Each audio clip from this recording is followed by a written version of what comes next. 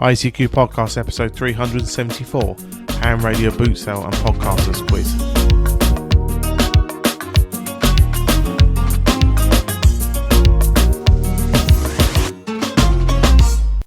Well, hello fellow amateur radio enthusiasts, and welcome to this our 374th episode of the ICQ Amateur Radio Podcast. Supporting this episode by Denny Morrison, Golf Mike 1 Bravo Alpha November, Avishai Greenberg 4X5 Victor Golf, and of course our monthly and subscription donors. In this episode, Martin M1MRB is joined by Chris Mike 0 Tango Charlie Hotel, Martin Mike 0 Sierra Golf Lima, Frank Kilo 4 Foxtrot Mike Hotel, Bill Whiskey Charlie 3 Bravo, and Leslie Golf 0 Charlie India Bravo to discuss latest amateur radio news. Myself, Colin M6BRY, rounds up the news in brief, and this episode's feature is a double feature where we're looking at ham radio boot sales and the podcasters quiz that we took part in recently. Well, as always, it's your very kind donations that continue to keep us on the air, producing your show for you, and as I say, keeping us advert free as well. This episode, we'd like to thank Avishai, 4X5 Victor Golf, and he says he's listened to the ICQ podcast while driving. He found out about a month ago and has been catching up, enjoying it very much, and he started episode 367, so very new listener to the show, and but I say not only is he learning and laughing along with us, but as I say, he's doing his bit to help us out, and as I say, sharing the message about the ICQ podcast. So thank you very much for that wonderful donation from yourself, and as I say, continue to tell your friends and etc. about everything we do on the show. We'd also like to thank Derry Morrison, Golf Mike 1 Bravo Alpha November. He says, thanks for all the podcasts. Keep up the good work. Looking forward to many more. And tell my old friend Leslie, the cash-in bank man, that I'm asking for him. Well, not only will we tell him, but he's coming up next for you, SA and our News Roundtable. So good to catch up there. Denny, thanks again for your continued support of the ICQ podcast. If you would like to keep your show advert-free and supporting everything we do, we ask for a very simple thing. All you need to do is think about the value you got from our show today, turn that into a financial amount, visit icqpodcast.com/donate, and say select one of the options there or choose one of your own and say pop it our way, and we greatly appreciate your support. Right, now let's generate that value that we're going to do. We're going to join Martin, Chris, Martin, Frank, Bill and Leslie as they discuss and generate thoughts about the latest amateur radio news, including Instructor of the Year and SOTA's 20th anniversary. As always, hope you enjoy. Well, hi guys, welcome to the ICQ Podcast News Roundtable for episode 374. Tonight I'm joined by Mr. Chris Howard, M0TCH. Hi Chris. Hi Martin, a very good evening. Good evening to you, and let's hope this one's a good one. Also, hoping to get me into trouble, I'm sure, Mr. Martin Rothwell, M0SGL. Hi, Martin. Good evening, everybody. I thought that was him for a minute. Good evening, Martin. Hello. We also got, we're going to move the other side of the pond for a minute. I've got Mr. Frank Howell, K4FMH. Hi, Frank. Hey, good to be here. I'm glad you're feeling better, Martin. Yeah. I'm, as I said to you, I'm about ready to go and terrorise some old ladies up the high street, so I should be all right. Still staying in the States, we have Mr. Bill Barnes, WC3B. Hi, Bill. Hi, Martin. Hi, everybody. And I'm not paying your bail after you get done terrorizing those poor ladies. Oh, not paying it again anyway. With like the last couple of times is just too much. Yeah. we swore we wouldn't talk about that, Martin. Yeah. Oh, sorry.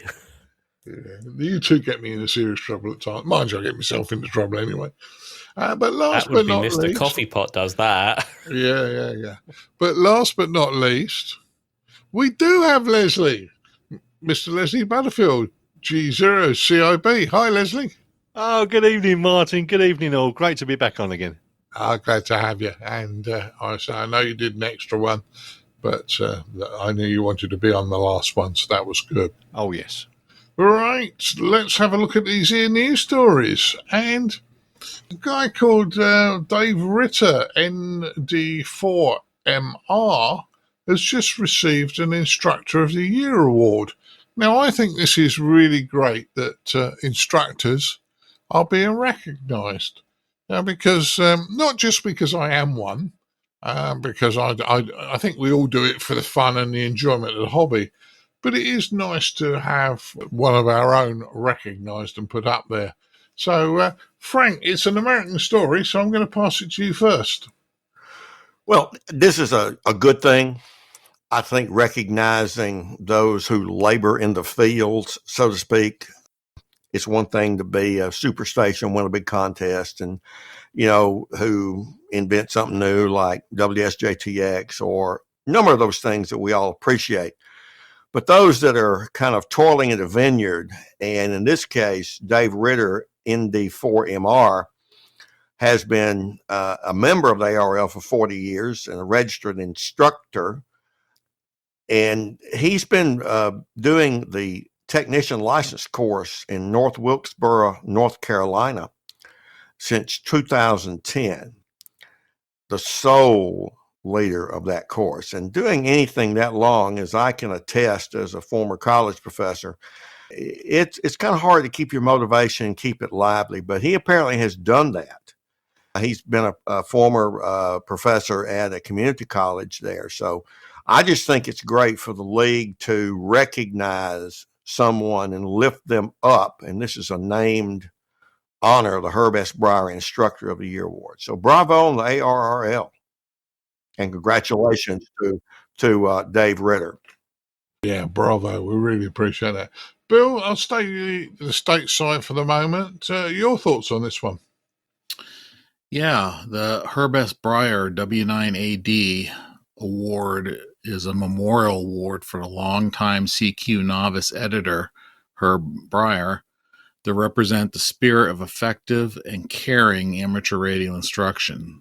This award is ARRL in conjunction with the Lake City, Indiana Amateur Radio Club, and they do this every year. And it's like Frank said already, it's great that they acknowledge instructors that help bring people in our hobby every year. The requirements for this one is you got to be an ARRL member. You have to be a registered ARRL volunteer instructor or an ARRL registered professional classroom teacher.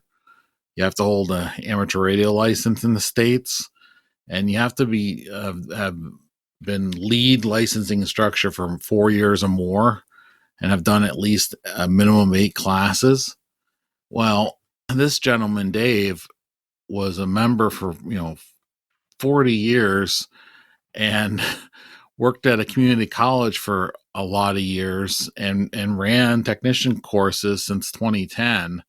And I just think it's just wonderful that they do this every year. And I'm really happy for Dave.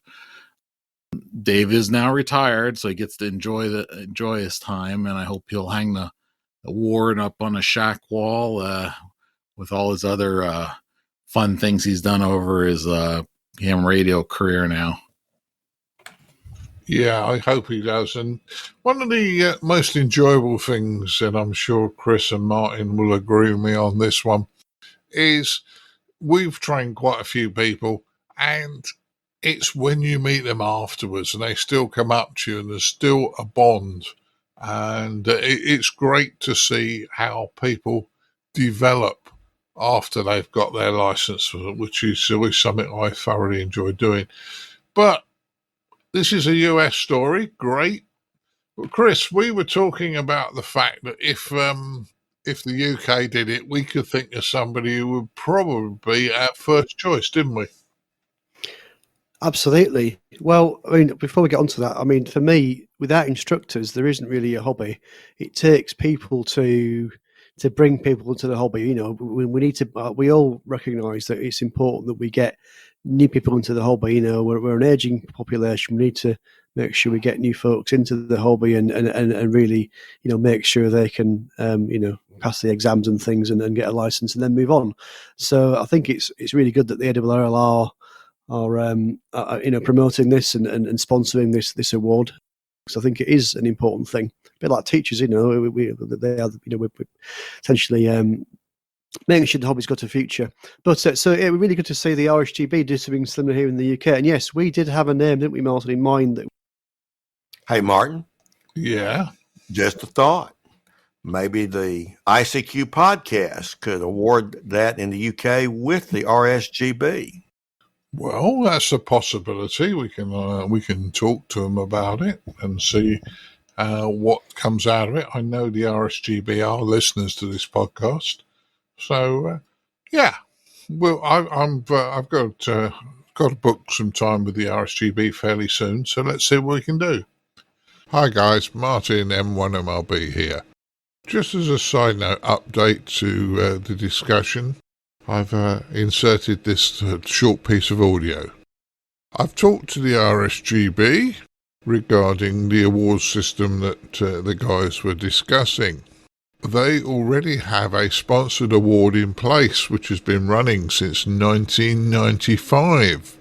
The RSGB feel that being involved with the proposed award by the ICQ podcast presenters would dilute their award. This is understandable. The RSGB award is presented every year at the RSGB AGM, so watch out for that one. At the ICQ podcast, ideas often get presented by the team, and if a good idea appears and it's achievable, we will put it into operation. So all I'll say is watch this space. Right, Mr. Rothwell, what's your thoughts? I tell you what, this guy Dave Ritter, he's got a great call sign, ND4MR. And like, what a call sign if you're into DMR. I mean, if you're D-Star and Fusion user, maybe you wouldn't be very happy with that. But if you're into DMR, awesome. My initial thought, I read this. I mean, giving out awards, does that mean Chris and Martin get awards as instructors as well?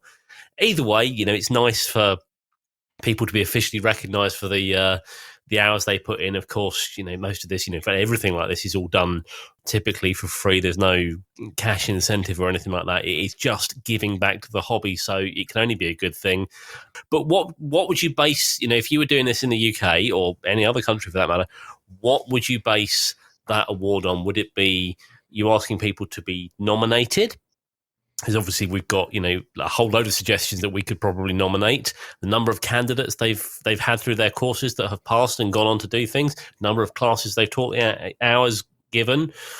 Do people vote for you like they do on the TV shows and things like that? You can vote for your favorite person or whatever.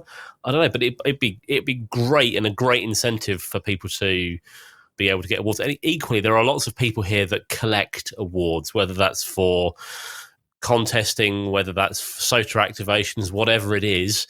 If you're into awards and you're an instructor, maybe this is another one to give you an incentive to do more. Yeah, I think you're right. And as I say, I think it will be something worth looking at. So not guaranteeing it will definitely happen, but let's take this to the next level offline of maybe we will do something along these lines. Leslie, what's your thoughts on this one? Oh, I think it's a really good story. I know the amount of work that goes into putting lectures. I'm sure the other members of the panel know the amount of work that goes into putting talks together. I think it's for every 1 hour of talk, it's something like 3 hours of prep. But it's about appreciation and saying thank you for the efforts. And I think that's the core of what this is all about. And the other thing that was picked up on as well, it's about passing the flame on. Yeah, passing it on to the next generation of radio amateurs. I can't be there setting the equipment up all the time. We've got to pass on that knowledge. And if other people can do it and I can sit back and have a cup of tea, that's great, because it just keeps the hobby going. But that's my thoughts, Martin. Yeah, I know what you mean, and over the years, Sutton and Jim, I've done a reasonable amount of teaching, same as Chris and some of the others have there. I find it great when people I taught years ago are now standing up confident instructors and know the hobby. And it's a bit like being a parent. you've brought you brought your offspring up, and you then see them working. And for me, a number of the amateurs that I've taught over the years, you look at them and you think, I actually taught him, but they're doing great work. And to me, I get a great buzz out of that. You don't need money for everything, and the satisfaction you get looking at your students or ex-students and seeing how well they've enjoyed the hobby. And I think that's the good thing. Yeah, absolutely. Martin, can I just dovetail one brief little thing? On that point, I only got licensed in 2010. I waited 50 years for many reasons I've discussed. One of my key Elmers was Arnold Solomon in Atlanta, KC4ZUA. Arnold's retired now. He holds several patents, worked for the Southern Company, which is a conglomerate holding company of several electric companies around the South. And partly because of this podcast, gotten to meet people, gotten to know people. And Arnold sent me an email, and he says, look, my little county club, we're want to do some Zoom things, and would you be willing to give a talk? And I said, sure, I would. Arnold taught me how to interchange with a repeater with an HT while I was driving in downtown Atlanta traffic. And I learned a lot of the culture from Arnold. So he asked me, hey, I'm going to do. So I got known people like Bob Howe, Gordon West, just a litany of people. I just emailed and say, hey, one of my Elmers needs some speakers, COVID, you get the point. I gave him 12 months of speakers with name, rank, serial number, and all that. And Arnold sent me back about a week later. He says, this is the quickest I have been able to respond without shedding tears. That moved him, that I responded and was able to respond that way to him in a way that literally brought him to tears. So and being a former teacher, I hear what you're saying, Martin. Yeah, it is good when you see your students coming good and enjoying themselves, and that's the important thing. Right, let's move to our next news story, which is kind of very similar, but not quite. Amateur radio led to a teenager embarking on an electronics career. Now, Jeff Higgins, G3UBD, is obviously going to be a similar age to some of us on this podcast, because he's a G3 and they haven't issued them for a long time. But it talks about how he got into the hobby and how he got into electronics via the hobby. Martin, do you want to go first on this one? Yeah, I mean, I found the amateur radio to me. Sorry, the electrics led me into amateur radio, taking things apart, fixing, learning how they work, that sort of thing. Sadly, there's no big career in amateur radio. I'm not saying you can't find a career in amateur radio, but there's no massive demand for amateurs, although that in itself, nothing that we do is amateur. I do work on professional radio, but that requires no radio technology. And we know there are engineers in our major broadcasters that are hams. In fact, the BBC has a ham shack on the roof. So, there are places and stuff for the amateur skills, but hobbies go hand in hand, throughout any walk of life. Electronics and radio, whichever way you go, it's a really, really good thing here. If he's taken a spark from amateur radio and he's built on that, and we always say, like, when I think our learning books say, the foundation and intermediate, building on the foundation. If you build on what you've learned in amateur radio and you go into electronics, or electrics, they refer to it in this news story, great. And you've obviously found your passion there, and good luck to him. Yeah. Well, let's say, I remember as a kid messing around with old radio sets bought at jumble sales and bringing them home, and my dad getting very annoyed with me, and some went bang after I went to bed and never saw again. And I did all sorts of things, wiring speakers up with a battery to make them pop. Didn't really know what I was doing when I was 6 or 7, but hey, it kindled the interest. Do you know what? I did the exact same thing. I watched a series, The Secret Life of Machines, and it was all about like how domestic appliances work. And one of the things they did, I think it was on The Secret Life of the telephone or the radio, and they built a microphone out of carbon granules and a coffee cup top.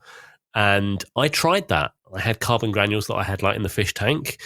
And I built this thing, and I built it quite young. I must have been like 9 or 10 or something like that at the time. And at the time, I just remember being absolutely fascinated that I'd built a microphone out of a coffee pot top, a couple of bits of foil, some carbon granules, and effectively what was ultimately a margarine tub lid or the cutout of it. And I was like, that in itself was like blew my mind. And everything from there has spewed. And I'm in myself a microphone guy. That's pretty much that's where my head goes at work and things like that. So yeah, it's amazing how you can build on things that you pick up as a young child.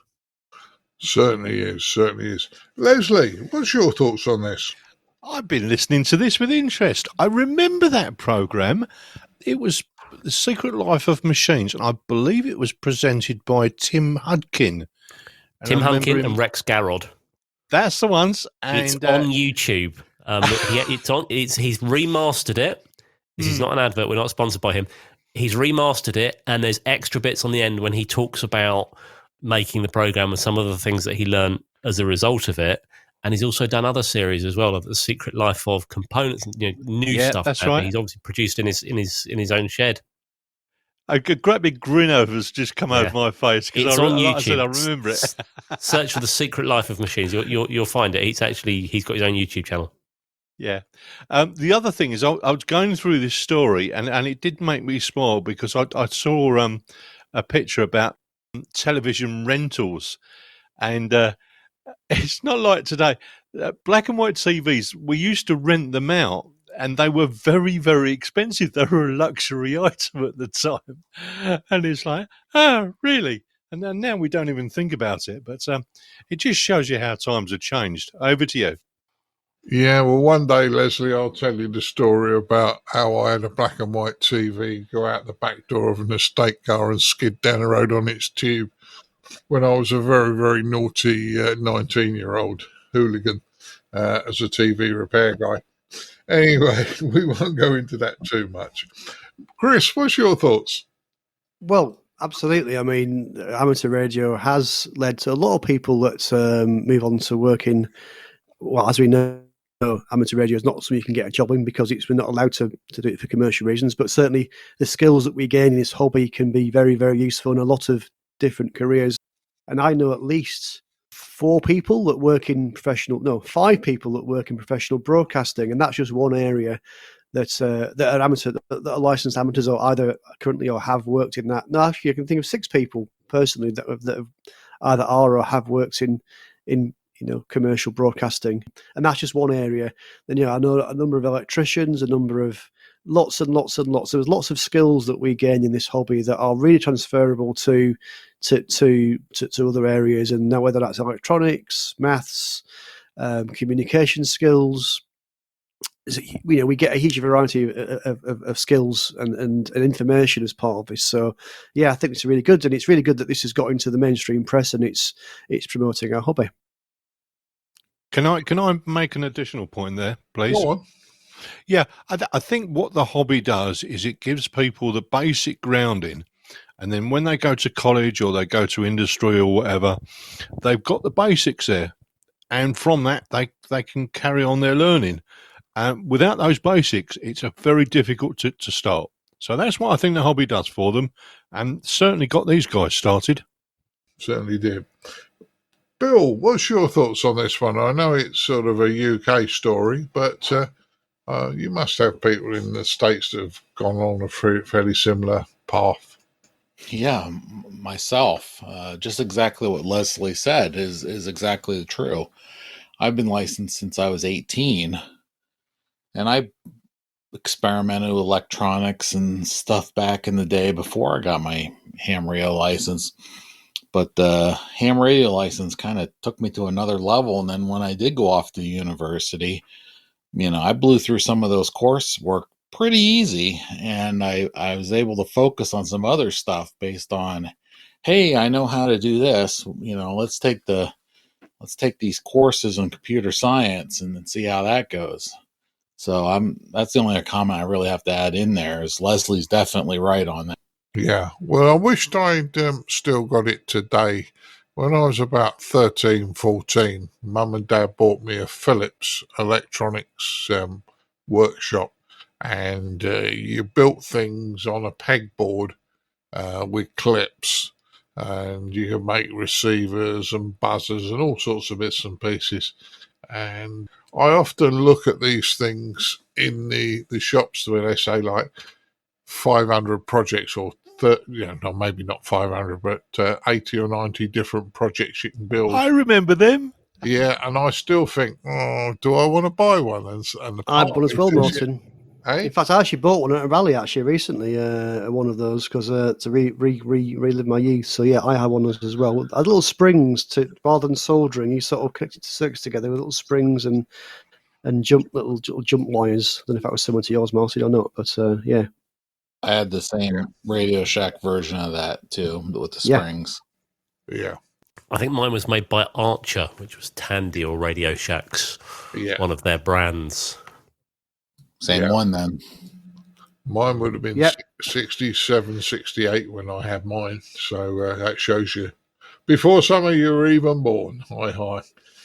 Frank, last words on this one. What do you think of, electronics, amateurs getting into electronics or vice versa?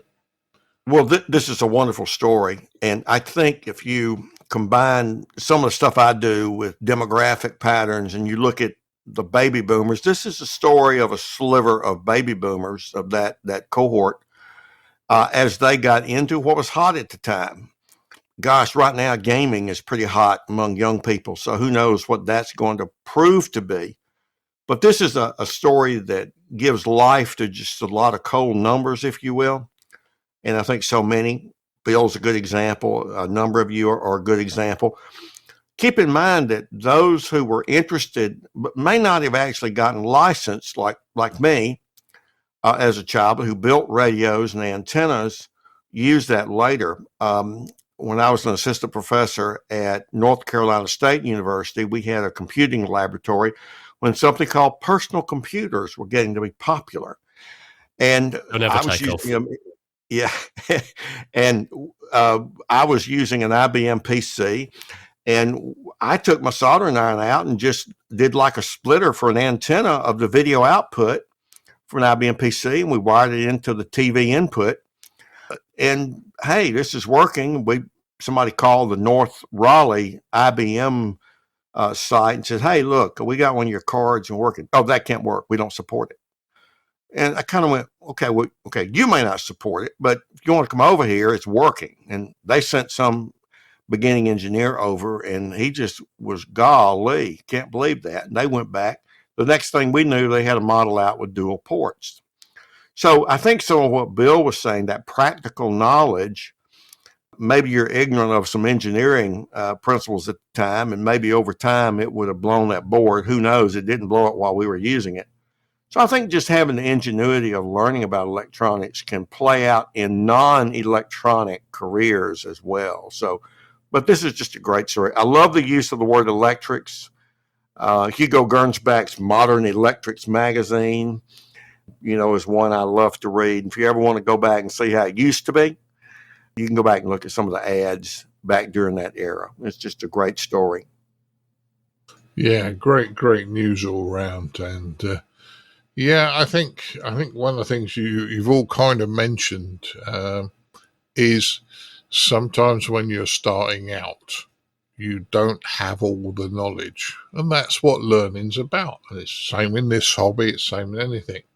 But because you don't have all of the knowledge, sometimes you can think outside the box. And once you think outside the box, things happen or get made to happen that people say, well, that shouldn't happen, or that's not how it works. And it's surprising what can be achieved. And I'm sure a lot of what's happened in amateur radio has been due to people just thinking outside the box. and getting on with things. So, yeah, great story. Great story. Okay. This one is a new story. SOTA's 20th anniversary. Now, Summit's on the air, or SOTA. Ed sent me this one. 20 years. They started off in England, Wales, and the UK, or started off in the UK, and it's grown massively over the last, 20 years. I'm going to pass this one. Leslie, do you want to go first on this one? Yeah, why not, Martin? It's great, 20 years. It's unbelievable how it's taken off. I mean, I work from a place in Chingford called Pole Hill, which is like the local high spot, and it's overlooking London.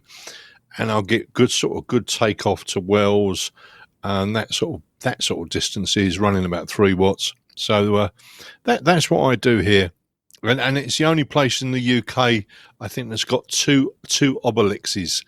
They're both standing, I think they're about 19 feet apart, something like that, because they realised there was an error, and then they put another one up. But yeah, I enjoy getting out and about. Take some sandwiches and a flask of tea with me. So it's an enjoyable part of the hobby. And don't do it when the weather's too bad, though. We tend to get a bit of rain here in the UK. HI. Over to you, Martin. The rain's not that bad, but yes, if you're going out to do this, and we've said this many times on the podcast, make sure you keep yourself safe. Let somebody know where you are. Absolutely. Yeah, and take the right clothing with you. Bill, what's your thoughts on this one? This is very exciting. I participate in SOTA often.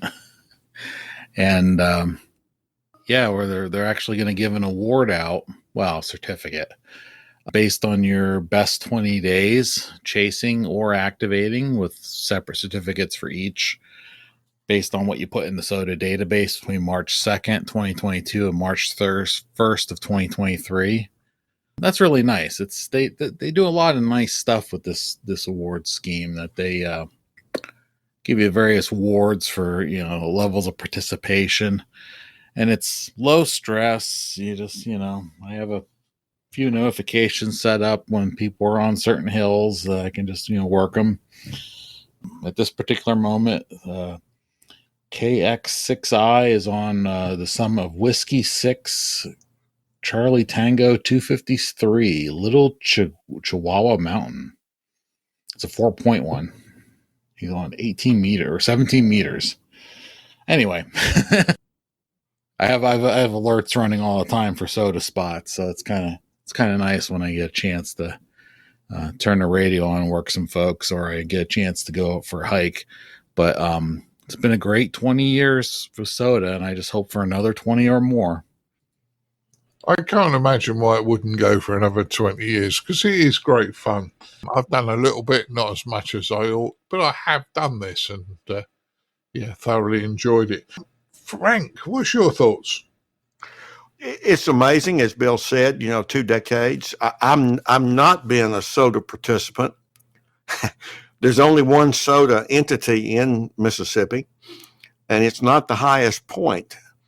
And you might say, well, gee, how can your highest point not be on it? Well, as I looked at SOTA, thinking I would get involved with this like I do with the Parks on the Air program, Bob Whitty, K0NR, who's a very active SOTA operator out in the Colorado area, gave a talk. I was in the audience, and he pointed out that the way they classify these entities for official locations, as Bill was articulating who's where, it's the relative prominence. So our highest point is up in the northeast part of the state, which is part of the Appalachian chain, but it's not a real high point in it. It's kind of a modestly high point, yet it's the highest place in the state. The second highest location is on the Natchez Trace Parkway, where you can do both a SOTA and a POTA activation. I think my team's going to do that for our first little SOTA foray. So there are some rules and some things to get used to, but this program, I think, is a really, really good outlet, international in scope, of course. and they've got their own culture and organization and community. And, Bill's a prominent one there, does it a lot. So it's just great that they've been around 20 years and just or keep on growing. Yeah, it certainly is. Now, Chris, I've done a SOTA activation or two with you. I've done some on my own, and I didn't do the SOTA activation when we was in the States.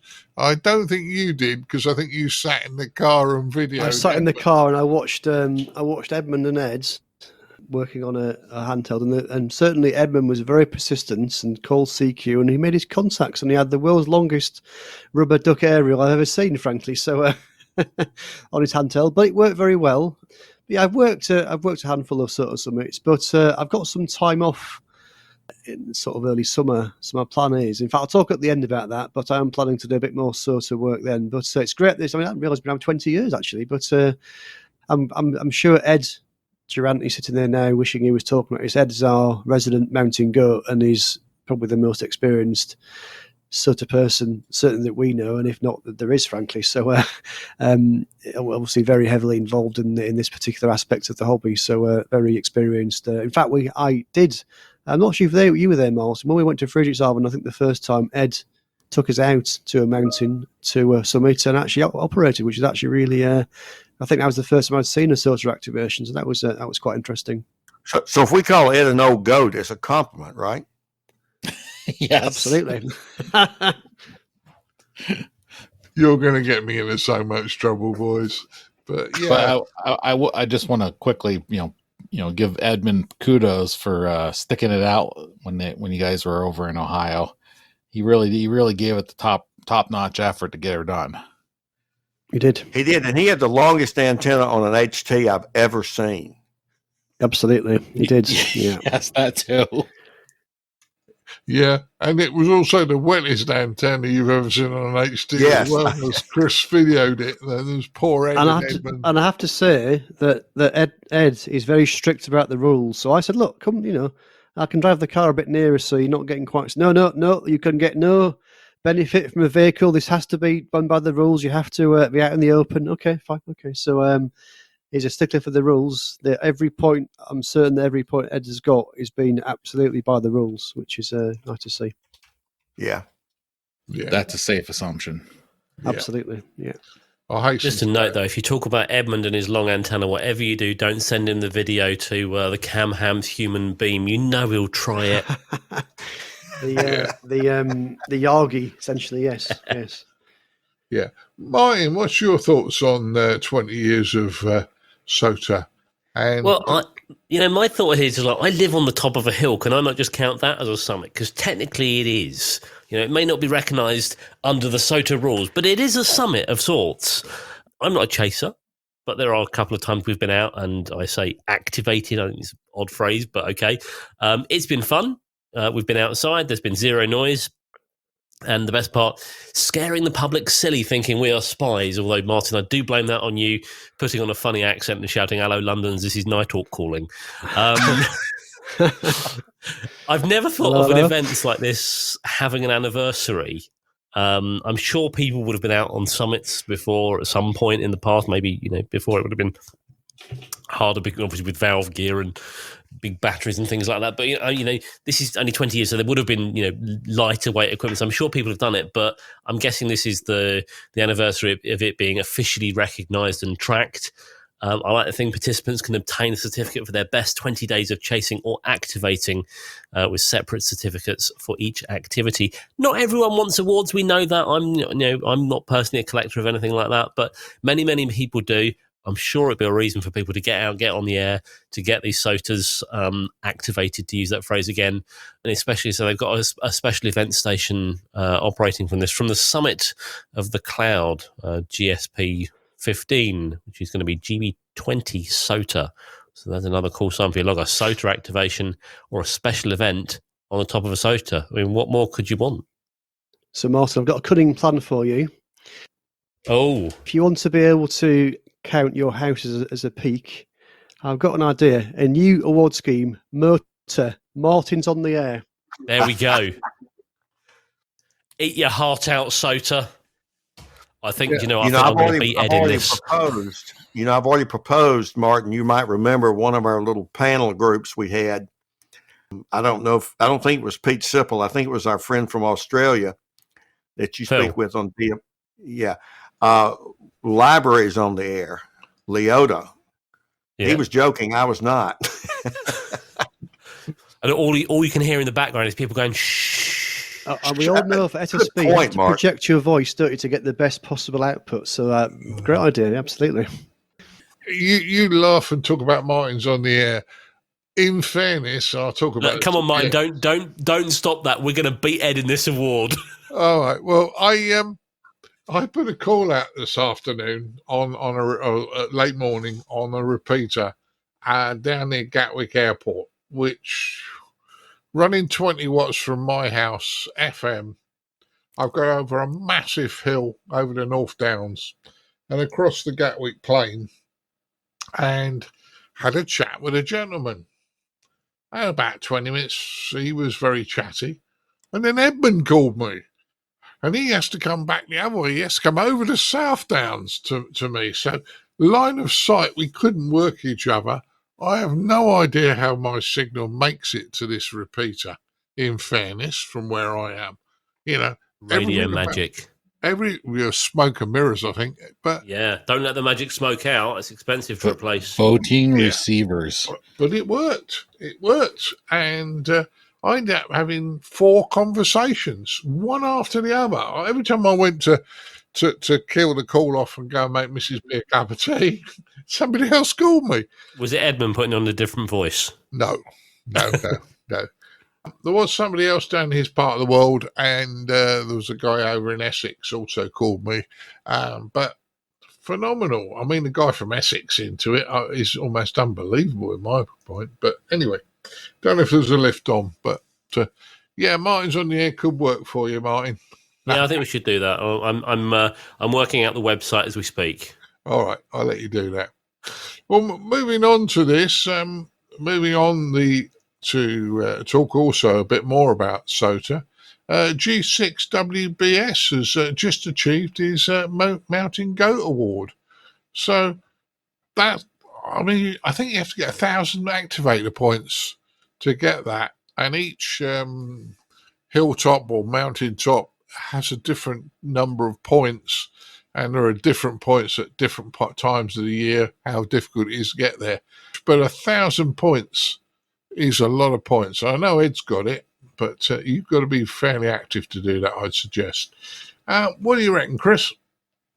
Well, it's a huge achievement. Let's just be clear about this. This is a massive achievement. To get 1,000 points is a huge effort to do that. So well done to Shane Siggins, G6WBS from Preston, Lancashire. That is a phenomenal amount of work. And he says on this news story that he made the vast majority of his QSOs on 2 meter FM, which probably is even harder because he's got a much smaller, radius, I suppose, or that's going to be simplex over line of sight. Now, I know up a mountain you got fair distance, but that's you're not making international QSOs there, so you've got a smaller audience. So that's probably made it even harder. Certainly, when I've tried a few sort of summits on 2 meters FM, I've struggled to make any contact. So he's done remarkably well there to get that award. So well done, Shane. Well, Chris, one of the summits I did, I remember I went there and it was a horrible day. The wind was blowing. I put a fiberglass mast up, and the fiberglass mast was at 90 degrees almost to the ground. The wind was blowing so hard, and I ended up sitting down with my back to the wind behind this trig point, which has just about covered me, and quickly worked 4 people on 2 meters FM. So did it. I have done it on 2 meters as well, so that can be very useful. Right, Martin, what's your thoughts? Well, the 2 meters FM, I technically, when last time we went out to do a SOTA that was down on the south coast, because we went and saw Edmund afterwards, didn't we? I did satellite from a SOTA, which is called 2 and 70 FM, and I did that. I didn't register it on the SOTA website, but technically I did do it, and I must have had 5 or 6 different contacts. So am I eligible to register that? I don't know. It was a long time ago. I didn't do it. never mind. I wasn't chasing anything. So there we go. But yeah, congratulations to this guy. He's obviously taking his passion outside. It's I can see why people enjoy doing it, and yeah, well done to him, especially on 2FM. You've limited your choice. You've limited your amount of people to do it. But if you've got people in range, if you've got an antenna that's got a good bit of gain on it, then yeah, I guess why not? Yeah, I think that's quite good. Leslie, I wouldn't have thought there's many mountains in Essex, so you probably haven't got many goats, have you? No, there's not many at all. Like I said, the local one is Pole Hill, which is the one I go to. But to get that many points on 2 meters FM, you really got to be able to set your station up properly and get and he certainly has. Well done, Shane. Cheers. And Frank, you said you haven't got many SOTAs around, so it's going to be quite difficult for you to get your Mountain Goat Award if you tried to do it like Ed. You bet. And I could probably just do one and declare victory in terms of state stuff. But, what I think might be kind of cool is the one SOTA entity is also a park. So I think we'll do that and at least get our name in SOTA. And again, I'll travel a little bit. But yeah, if you live in a flat state, there can be SOTA entities. They just won't be very high. But that's a thing, though, Frank. You could have like a SOTA an award or an award based on activating all the summits in your state. And if you happen to live in a very mountainous state, then that's your own fault. That is correct. I like your thinking. Yeah, and then again, Frank, you've won. Absolutely. I think the thing that worries me, Frank, is you having to climb up all those grain towers to get up high to work the worlds from up there. But well, what's interesting is that when you get to the particular park, its common name is Little Mountain, and it's the Jeff Busby State Park, and it's just off the trace.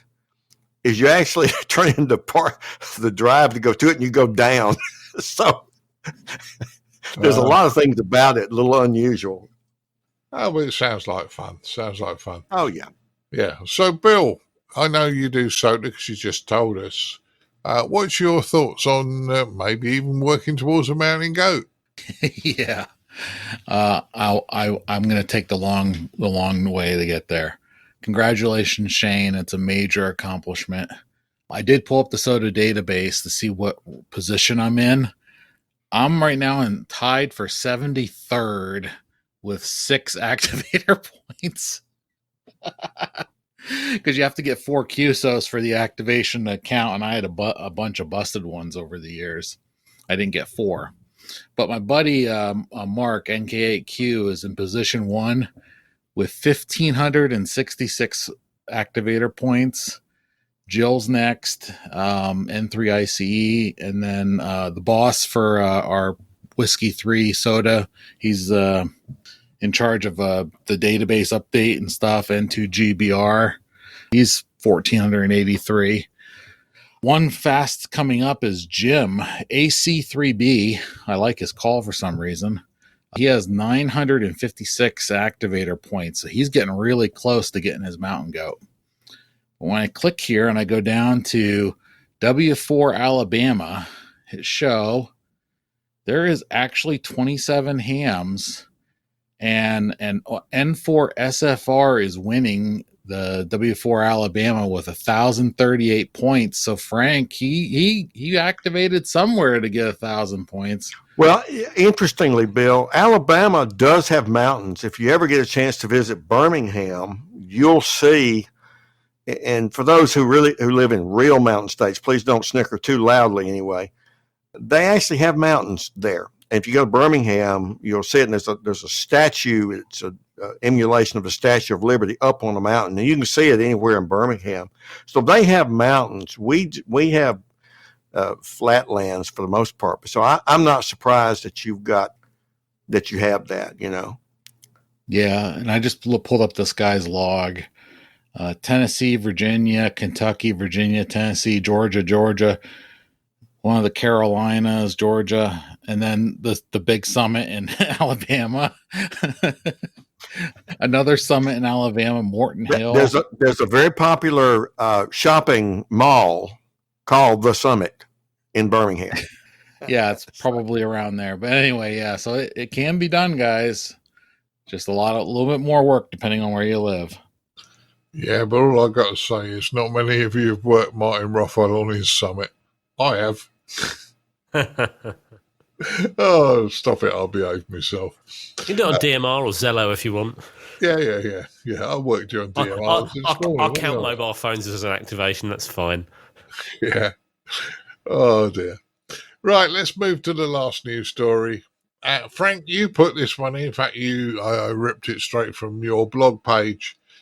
Elvis has left the building in 2015. Now, I thought Elvis died 40 odd years ago because Colin was about 18 months when he died. So over 40 years, but I know what you mean. So Frank, I'm going to let you go first on this one. Just to correct the record, I think you put it in. I wrote it. So we'll make sure our listeners get that straight. You know, our colleague Dan Romanchik, KB6NU, has a very popular column. And in fact, I think he's a time or two shown that Google's SEO shows that when you do amateur radio blog, his came up, at least certainly for several years. So widely read. And since 2008, Dan has talked about volunteer member organizations like the ARRL should use benchmarking, which is a standard process to see how you're doing. And one thing to see how you're doing is how many members do you have? And so Dan sort of recommended 25%. I thought, I wonder what it's been since then. We've had a new CEO in office for more than a year. It was after two CEOs that I think the kindest thing you can say is that they were failed hires. They lasted a couple of years or so, and they came on the heels of a very, very popular, long-running person. He wasn't always called the CEO, but he ended his career as the CEO, and that's Dave Sumner, K1CC. So I started looking at the ARRL website, and I couldn't find membership numbers. I looked at the annual reports, and so I'd go through and find them and do that. So I built a little database. 2016 is not in their annual report, so I thought, oh, this is crazy. And so I looked in the who do you contact column, and they had email to email. So I sent an email in. Nothing happened for a week. I sent another one, and that was the beginning of a column where I got annual membership numbers back as far as they have. I think you blokes over there say instead of what I could say from using our language over here. Surely they have that. They just didn't have it available. So I did get finally, after a week or 10 days or so, 2001 end of year membership numbers from them. And so I have a little teaser at k4fmh.com that you ran into, Martin. Elvis left the building in 2015.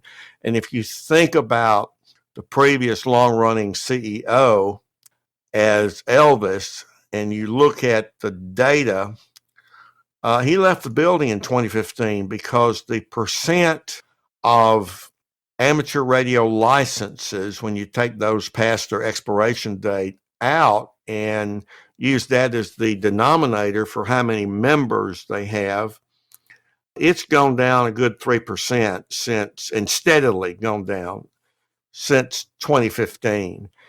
And you might think, okay, so what's 3%? Well, that's about 5,000 actual members.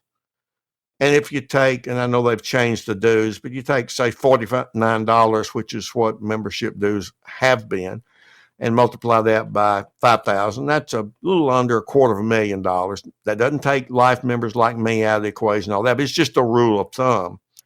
And that's enough to pay the CEO's salary. And I know a little bit about what the CEO's salary is because they tell the public. The ARRL, like most other 501c3 corporations. I'm president of one called the Magnolia Intertie Incorporated here in Mississippi. And if you want to get relief from having to pay taxes on any donations, then you have to get 501c3 status, named so after the federal regulation with that entry record, 501 subset C, subset 3. The IRS has their Form 990 records online, and I have a link there. So you can go look up, and they have to say what their CEOs get. Now, why would they have to do that? Well, think about it. We've seen many news articles about these charities where the CEO makes $1 million or $10 million or something, and you're trying to help puppy dogs left on the side of the road, or the latest scam, want to help. We've got a charitable entity, and you send your money here, and very little of it, if any, goes to you. So the IRS does that for that reason. So I've got a link there, and readers can go interrogate that for free and see what's going on. So I guess I agree with Dan even more so that a market penetration goal of 1/4 of the licensed ham population, if you're calling yourself the National Association of Amateur Radio, is not unreasonable. What I strenuously object to as a life member, and as a volunteer assistant director, is they put the actual numbers. They got apparently a nice web page for board directors and staff where they've got all that and got it by division and by section, but they put a credential wall up so you can't see it even if you're a member. And my comment was, channeling my inner Ronald Reagan, is, Mr. CEO, tear down that wall.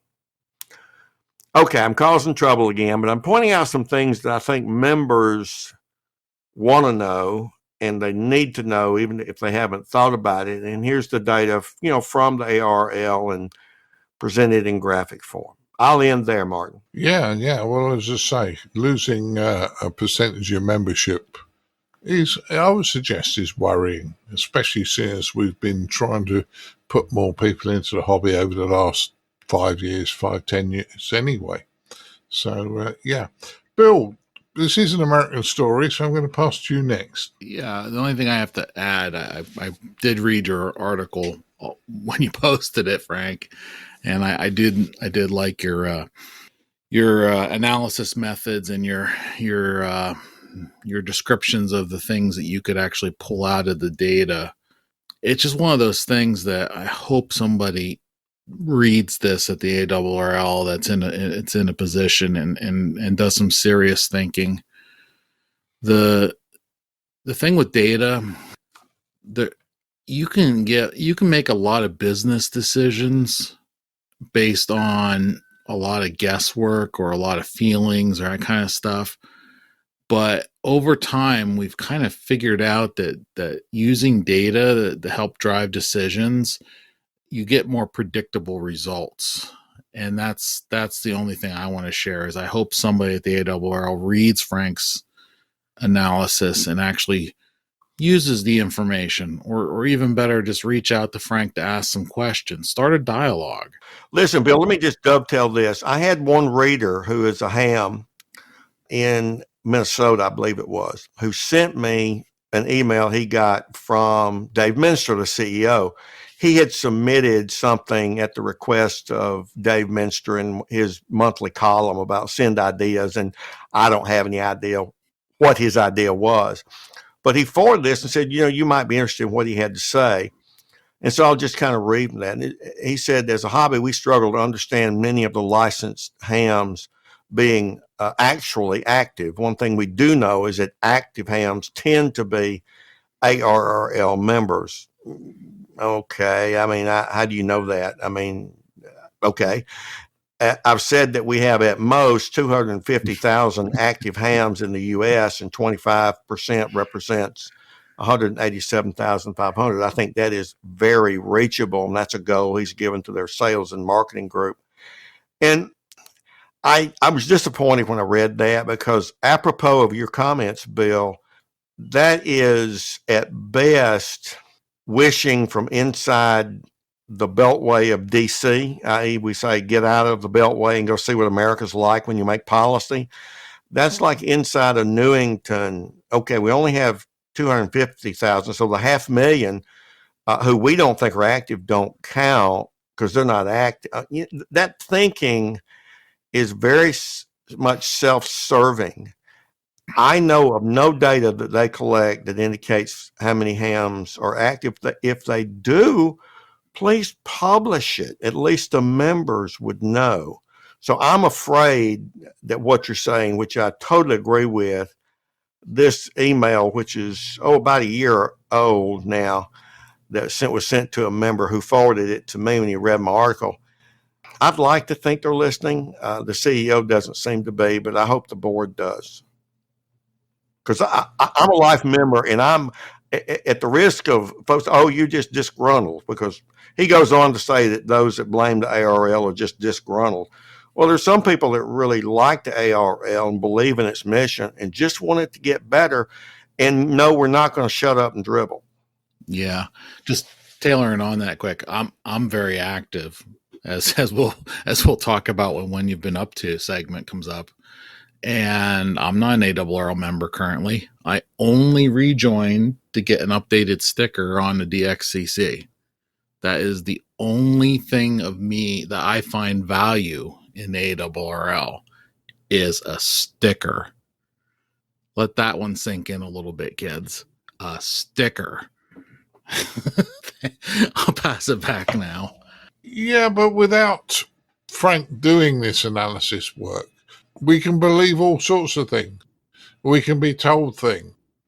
But having the facts certainly make things a lot clearer. I understand people don't always like the facts because it doesn't put them necessarily in a good light. However, by asking for the facts and by doing the analysis, even if you're doing it for them as well, you're doing it for the hobby. You haven't bitched the ARRL off, Frank. You've just said quite clearly, this is a problem and this is where we are, and you've lost 3% over this period of time and all these sort of things. That is fact. And hopefully, if you're too close to the coalface, you don't always see the big picture. So maybe what you've done is just woken a few people up, Frank. Hopefully, it'll improve what's going on. Leslie, what's your thoughts? I've been listening intently on this conversation. I think it's a really good one. I get the thing about gut reaction and people making decisions on that. It's just shown not to work at all. You really do need, and I know Frank's very, very good at statistics. You need very, very good data. And I'm going to have a sort of slight quip here, not certain organisations, but the annual reports of companies, they should be under the. I'm sure you've heard it, Frank, about the Dewey classification.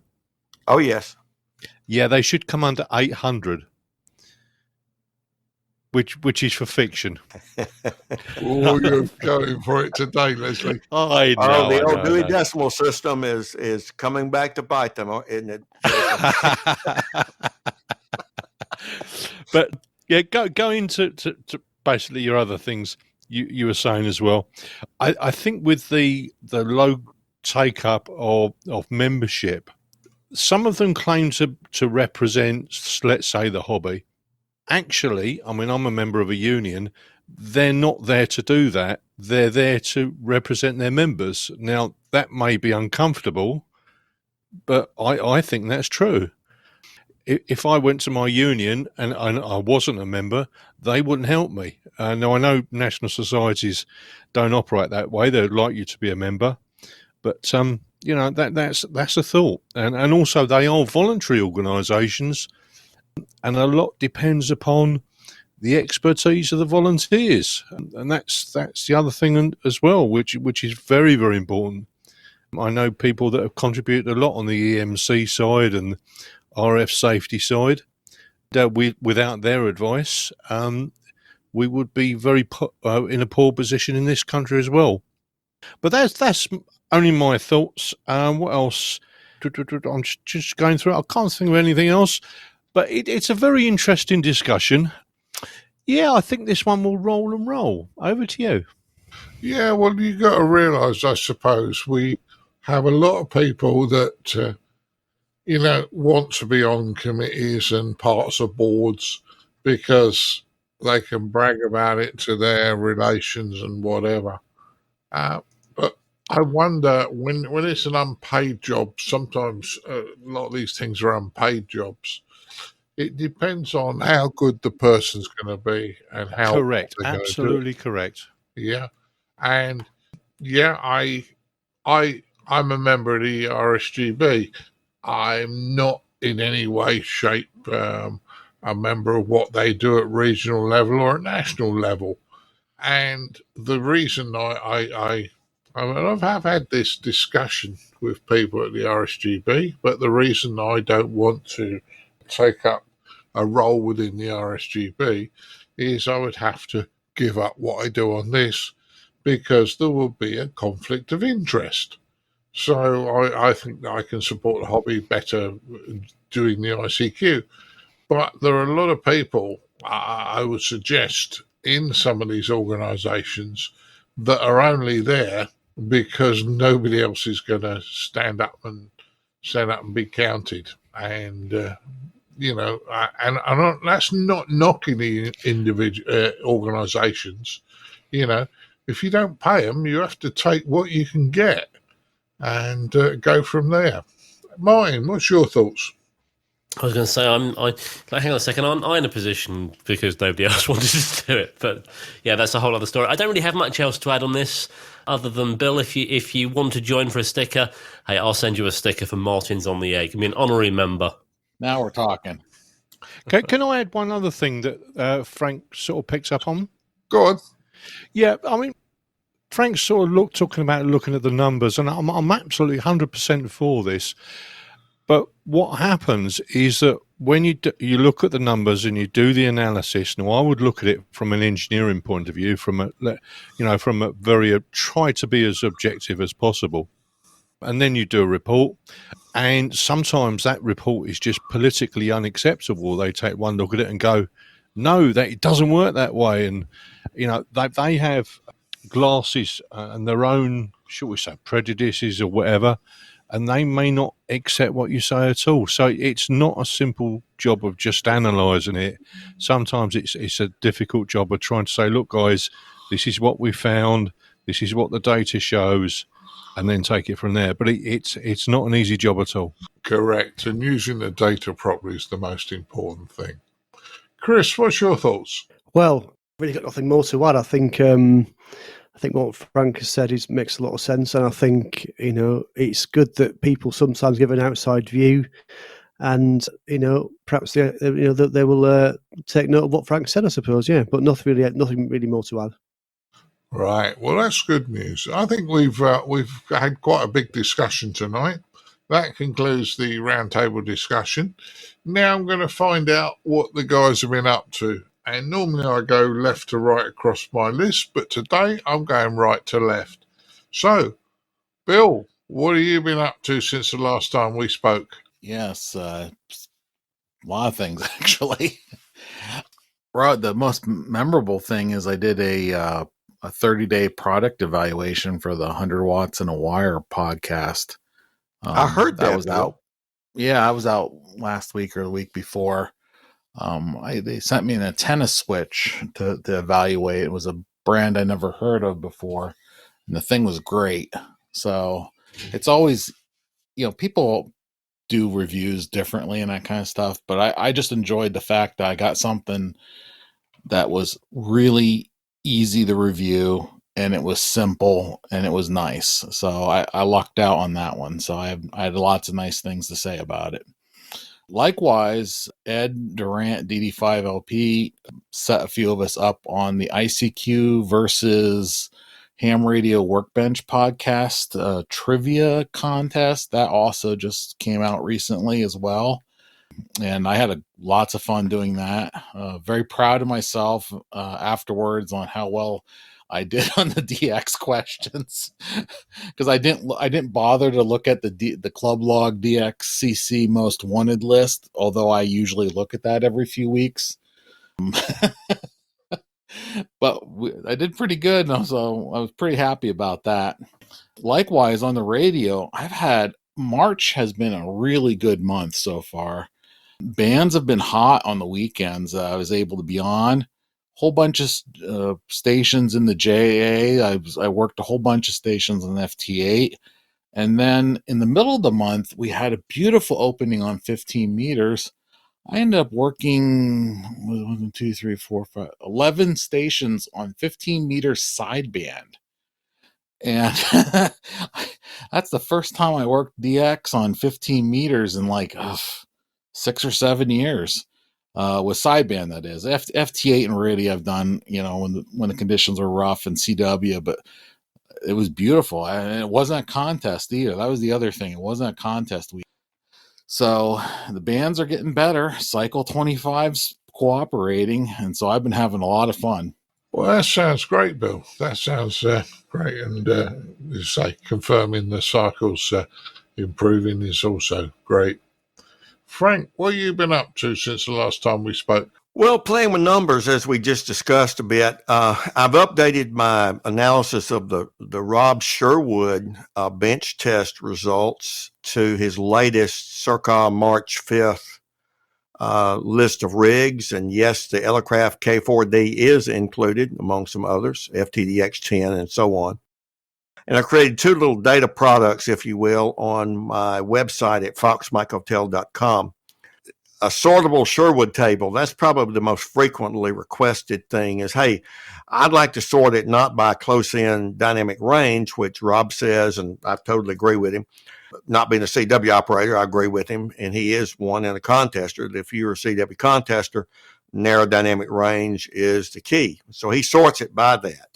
Because after all, he started doing that for himself to begin with, and other people wanted to see the results, and that's how they got started. So there's a sortable Sherwood table. And a few days ago, I took the second most requested thing was, how do I get the Sherwood data and income, or I'm sorry, not income, but price when it enters the market, and then the EHAM satisfaction together. And so Rob does 9 tests, and as listeners probably are aware, I combined them into a composite index. So I've got a 3D data cube called the 3D Sherwood over at Fox Mike Hotel, and I've got the SPI, the price, and the satisfaction. And you can play with that. As one of my Twitter followers said, if you spin the cube too much, take some Dramamine before you do, you might get dizzy. And that's just one of the things about that. So those are there, and I think you'll find some interesting things, particularly if you're in the market for a new radio. My portable ops team was busy with our state QSO party, the Mississippi QSO party, last Saturday. We had one member who was absent, and we had another new member who was a missionary in Ukraine for about 25 years, Clay Quarterman, AC5Z. He joined us for that. And we had about 68,500 points or so, about 150,000 points win. So the only thing we think we're sure of is that we win our county, but that's not that hard. We had our only competitor on my team, Mike Duke, K5XU.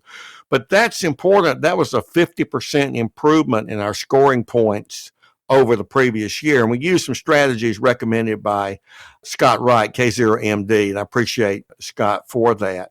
We've kind of sorted out who's better at doing what, but we try not to burn them out.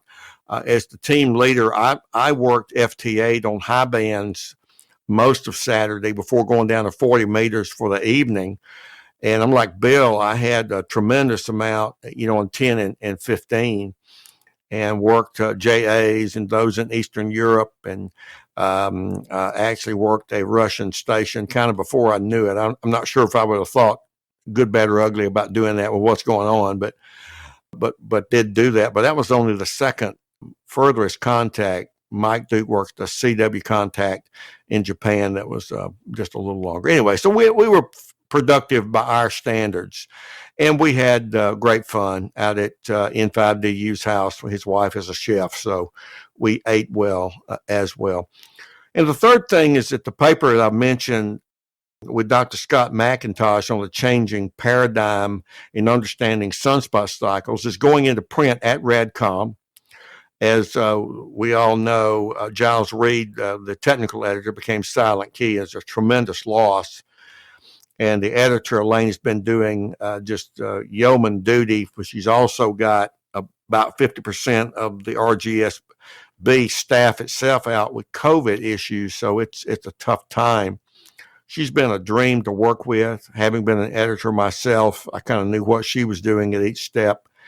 And so I don't know which issue it will be in, but I think that this will be an interesting paper. The RSGB Propagation Committee, headed by Steve Nichols, published a little note, said this is a controversial theory, but the bottom line is the predictions by the McIntosh team are significantly better off than the NASA panel. So we'll see where it winds up, but Scott and I have got PowerPoint materials that we've put together in preparation for giving some talks on that. And I'm about to finish updates to my price and performance stuff. So if you can't get a good speaker, pop me an email. I might be available. And that's about it this time, Martin. Yeah, well, you've been really busy, Frank. So, yeah, very interesting. Look forward to reading your article in Radcom when it arrives soon, I hope. So that's a good one. Leslie, what have you been up to since the last time we chatted? First of all, I'd like to say I hope everyone gets better at the RSGB. They get recover from COVID as soon as possible, and all the very best to Elaine there. And I hope everyone's getting through this difficult time as best as possible. What have I been doing? Well, I've been working on, as I reported last time, I've been working on some network radio stuff that's been driving me round the twist. I won't be using it. I didn't know anything about them until a chap came up the club, and I thought, okay, not worked on this stuff before. What do I need to know? How do I get it working? I got it working, but it drove me crazy. So that's one thing.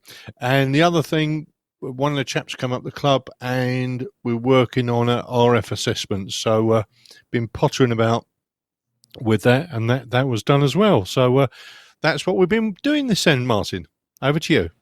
Yeah, sounds good. Sounds good. So a lot going on there. Martin, you been up to much over the last couple of weeks, few weeks? Well, I've spent a lot of time working recently, which has taken up a lot of my time. I've been on our talk group a fair bit because sitting at home, I can just have the handheld on in the office here and listen to what's going on. I vary as to which radio I use, whether I'm on DMR, Fusion, or D-Start. I give them all a bit of a fair whack. Also, this week I've been playing with, in fact, probably the last week I've been playing with network radio again. It's weird that Leslie should just mention that.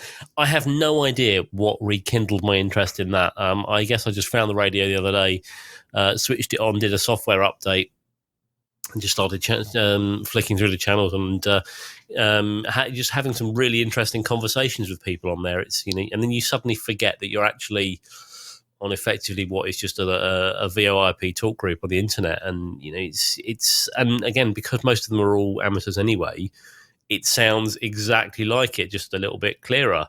So yeah, been doing that. I can't remember if I mentioned last time when I did it. My HF antenna is back up in the air. I climbed to the very, very top of the trees and got that back up in the air. So excited to get that reconnected.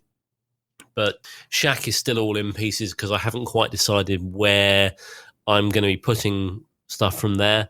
Got to have a think about that. Equally, the Heliax that comes down from the Colin ear on my roof, not the Colin ear, sorry, the Colinear on my roof sort of goes under a tile into the loft, and then it goes across the loft and down through a hole into the back bedroom where my radios used to be. I've got to work out how to reroute that. Do I want to get right up on the roof and try and unhook it from under the tile and route it around the outside of the house? Do I want to just drill a hole in the eaves and sort of run it down? Either way, my loft is not easily accessible. It's quite difficult and awkward to get into. It's possible, but it's quite hard work. So that's, again, something that I'm going to have to think about. But hey, I'm getting there. Things are starting to get connected. I've got a UHF radio in my workshop as well, and I've got that connected to a folded dipole up on the roof. And just listening to some of the local repeaters, it's fascinating. Some of the conversations I forgot about the fun you can have an analog as well. It's weird. Yeah, I know what you mean. I'll tell you more about that in a minute. Okay, Chris, what have you been up to since the last time we were on the podcast? Well, since the last time I was on, went to Hamzilla, which I spoke about on the last podcast on my feature. I suppose, last time I was on the round table. So I think everyone knows what I was up to there, chatting to. That was good. And I bought a few toys while I was there as well, which I've been playing with since. Since then, I've had COVID, just like you have, Martin. So a little bit of downtime because of that, a week or so out of action because of that. And then my kind of project for the last couple of weeks has been getting a radio into my camper van, an FM radio, a dual bander. So I have done that now. It's taken quite a lot of work. I've had to kind of do it step at a time. So kind of not try and do it all at once, but try to sort of do a few hours a night just to get it in there. So I started having to fabricate some brackets for the base unit, which I've hidden under the back seats. Then I had to run some DC cable from the leisure battery, which actually sits underneath the passenger seat, which involved taking the passenger seat out and then running the cable for that under the floor under that space. And basically a whole bunch of steps, and finally it's there. I have to say, I found an excellent product which really helped, which is Gorilla Glue mounting tape. Not sponsored by them. It works great. It's phenomenal stuff. It's no drilling of any holes. Everything is held in place with this tape, and it is incredibly strong. So I highly recommend that if you're thinking about doing similar jobs to that. Now, the reason I want to get the radio in the camper van is I've got 6 weeks off in the early summer. My plan is to go out in the camper van. And in fact, this links into our earlier chat about SOTA. So what I've decided I want to do is I want to go up some mountains. So I'm going to go up Ben Nevis, Snowdon and Scafell Pike, which are the three highest peaks. Ben Nevis being in Scotland, Snowdon being in Wales, and Scafell Pike being in England. So all three SOTA summits are all 10 pointers. So my plan is to try to get up all three of those during my time off, and hopefully, activate those summits and get some points. So listen out for me, both with my English, Scottish and Welsh call sign. I'm also planning to go to Friedrichshafen. I've actually now booked my tickets for the Eurotunnel, so I'm also planning to go there. So I know that Ed will be there, so I'm not sure if anybody else on the team is going, but certainly I'll be there as well. So I might hopefully get some audio from the guys at Friedrichshafen in late June. So that's kind of what I've been up to and what I'm planning to do, Martin. Yeah, great news, Chris, and you should enjoy yourself. And as I say, it's a great use of your camper van. Right, well, as Chris said and Colin said last time, I was flat on my back for over a week with COVID. Never felt life-threatened, but I was pretty much knocked out for just over a week. Back normal, everything's firing on all cylinders, so that's good news. Did go to Hamzilla, and as I said on the last episode, I don't believe it was the rally that I caught COVID at. However, it's possible, but you can't live your life on hold. So I don't think it was due to the incubation period. Right. Operating. Well, I've mainly operated on 4 meters, 2 meters, 70 SEMS, and the talk group. And it was a fair period of time for about 10 days where I didn't operate at all, as I say, when I had the old COVID. So, been quite active. But interestingly, this afternoon or late morning, as I was saying, I put a call out onto a repeater, just making sure I could access it, running 20 watts from my house into a repeater GB3MH. Now, GB3MH is down near Gatwick. It's a fair old trek from me. It's probably about 20 odd miles, and it's 25 miles, and it's over a massive hill. The South Downs. I'm one side of the South Downs, it's the other side.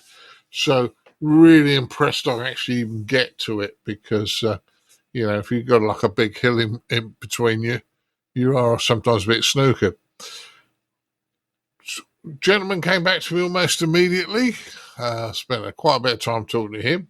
Then Edmund called me on his lunch break, and once again he had a similar sort of thing. He's down at sea level, up over a massive hill to reach this repeater. So it worked very, very well. Then I got called by a guy in Essex, which was very, very good, and he's even further away. You know, so I was surprised he got in.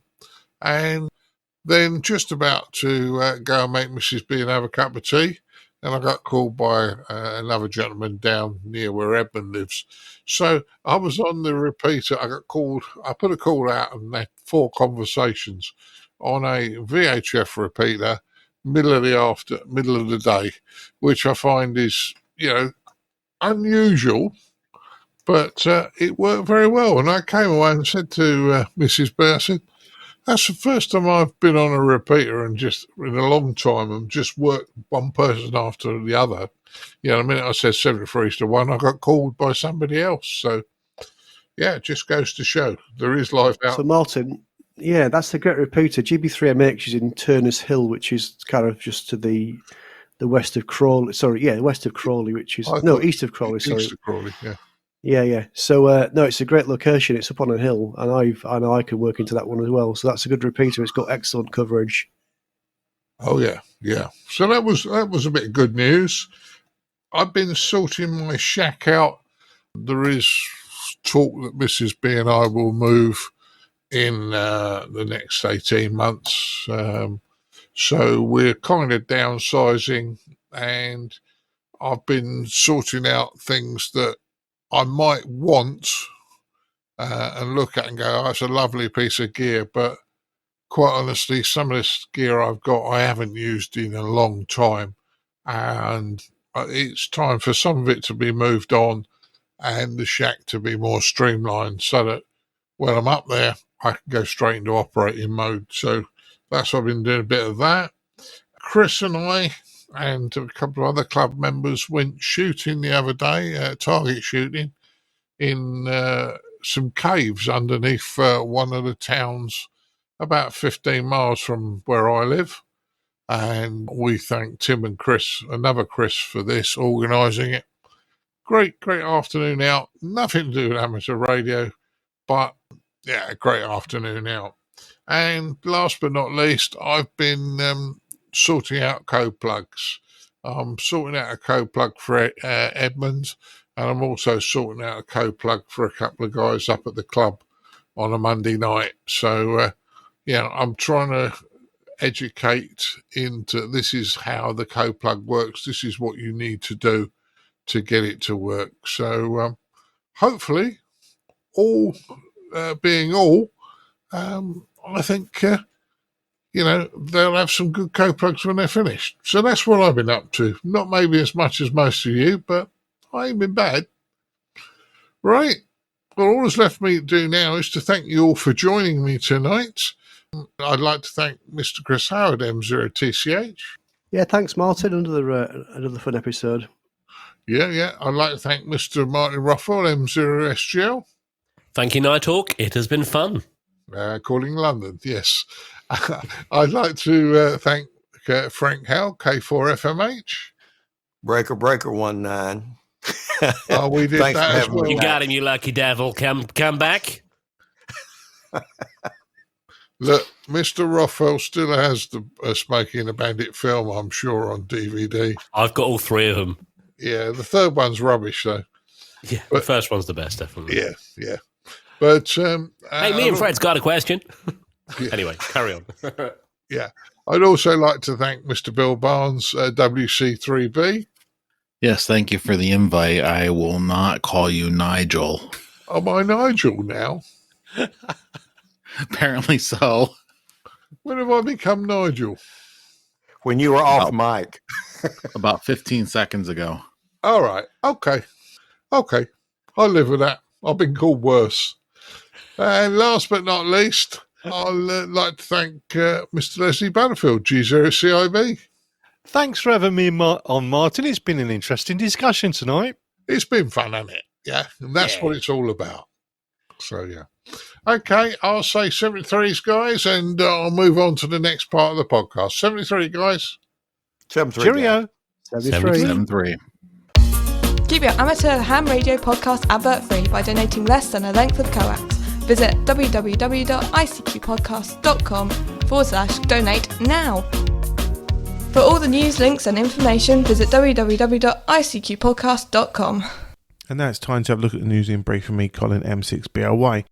Start off with news that the Youngster on the Air contest results for 2021 have been made public on the SOTA website. There was 3 legs for the contest, and they received over 700 logs from all around the world, from many of those under the age of 26. The 3 sessions took place on the 21st of May and 23rd of July for this year's contest. So they will take place between 0800 and 1959 UTC on the 21st of May, and between 1000 and 21:59 UTC on the 23rd. The finals of the third legs for 2022 will take place on the 30th of December between 1200 to 23:59 UTC. So keep an ear out for those if you're a contester and want to help out, or say a young person want to get involved in amateur radio contesting. The SOTA website will be a place to go, not only for the results for 2021, but to get there. And we'll put that link on ICQpodcast.com. In the UK, you have a new gentleman being appointed to the Spectrum Group. It's the group that looks after the lifeblood of the UK's wireless industry. This is Dan Lloyd, who will be joining in May as the Group Director of Spectrum. More than 20 years of experience in wireless and technology sectors across 10 countries in his career. So we wish Dan well in his new role, and it'd be interesting to see what he does for amateur radio going forward. Head to the States now, and the ARRL are reporting that the FCC staff has clarified in response to a request by the ARRL that the new $35 application fee will not apply to most license modifications, including those to upgrade amateur radio licenses, operator class, and changes to club station trustees. The staff explained that the new fees will apply only to registrations for a new license, renewal, rule waiver, or for a new vanity call sign. As previously announced, these fees will take effect from the 19th of April this year. So it's great to get some clarification on that. We'll pop a link on, again, icqpodcast.com, so you can find out more information in relation to those fee changes. Right, we now head over to our features this episode, and first we have Edmund, Mike Zero, Mike November Golf, talking about Bootsales at ham radio events, and then Ed Durant, DD5 Lehman Papa, will be giving us a update on the podcaster quiz that we took part in recently. As always, hope you enjoy.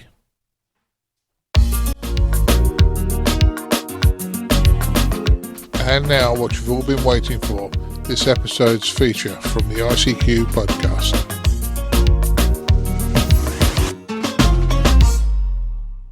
Hello everybody, it's Ed, Mike Zero, Mike November Golf here.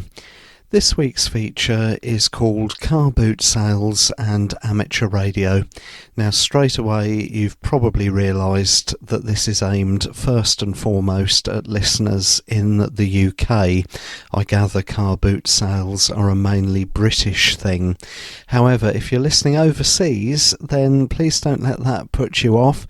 If you go to a garage sale or a yard sale or equivalent, hopefully some of the tips in this feature will apply to you.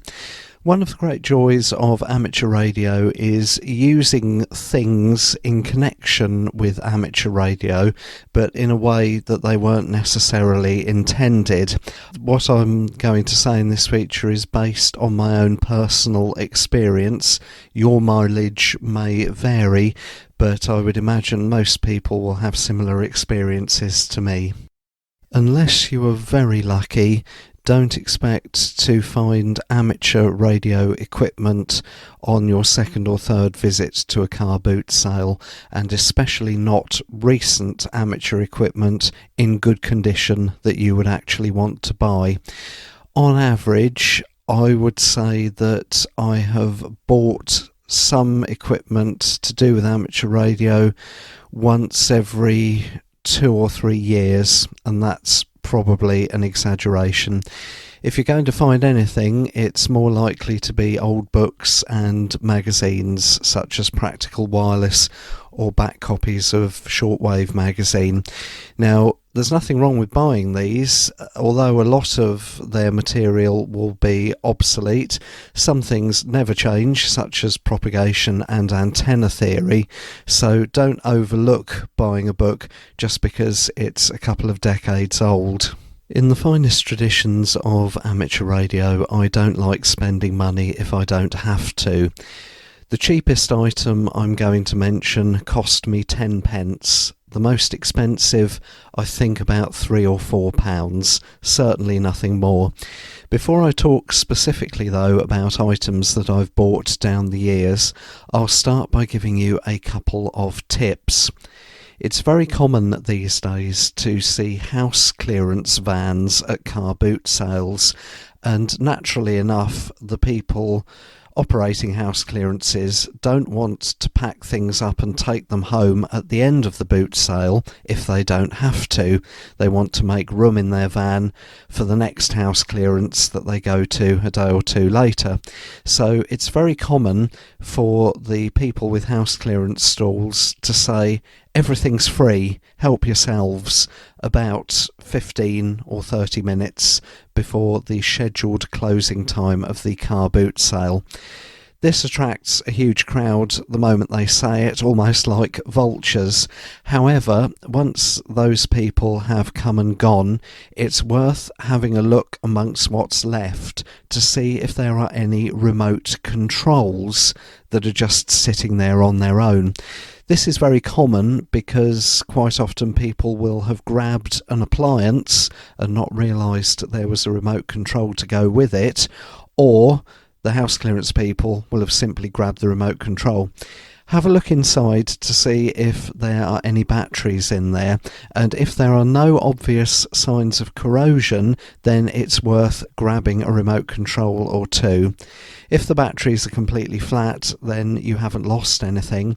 However, I have managed to gain fully charged alkaline AA cells that way, as well as some very decent rechargeable cells.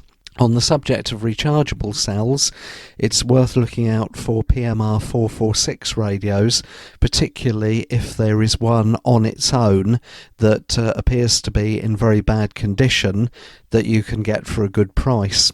A few years ago, I paid 50 pence for a single PMR 446 handheld. Anybody could look at it and see that it had led a very hard life. It was broken, it was battered, it was dirty, it was obviously completely destroyed and was never going to work. However, inside there were 3 AAA nickel metal hydride rechargeable cells, which I use quite happily in other things to this day. And in fact, the fact that there was only one radio helped me negotiate the price downwards. For example, what good is a pair of walkie-talkies if there's only one walkie-talkie? And final thing on the subject of batteries, it's always worth looking at cameras. Some people will charge or want to charge over £10 for a 3 megapixel camera that's 20 years old. However, others will sell much more recent cameras for more realistic prices. And again, you could find perfectly serviceable batteries in there, or you could find memory cards. I own a Canon Ixus camera from a few years ago, but that brand has been around for very many years. Last year I bought an earlier Canon Ixus at a boot sale for £2. Now, as it happens, I turned out very lucky because the camera actually works. But even if it hadn't, I would still have been in pocket. Inside there was an 8GB memory card. It's not a class 10, I don't think, so it's a slightly older one, but even that is more than good enough sitting in my ICOM IC7300 for recording QSOs. The other advantage was that the specialist battery inside this camera I picked up is identical to the battery that my more recent model takes. So even if the camera had not worked at all, I got a memory card out of it and a nice battery I can use in my more recent camera as well. So I will move on now to items that I have actually bought. These are not in any order in particular other than the order I thought of them. And I will start with shaver adapters.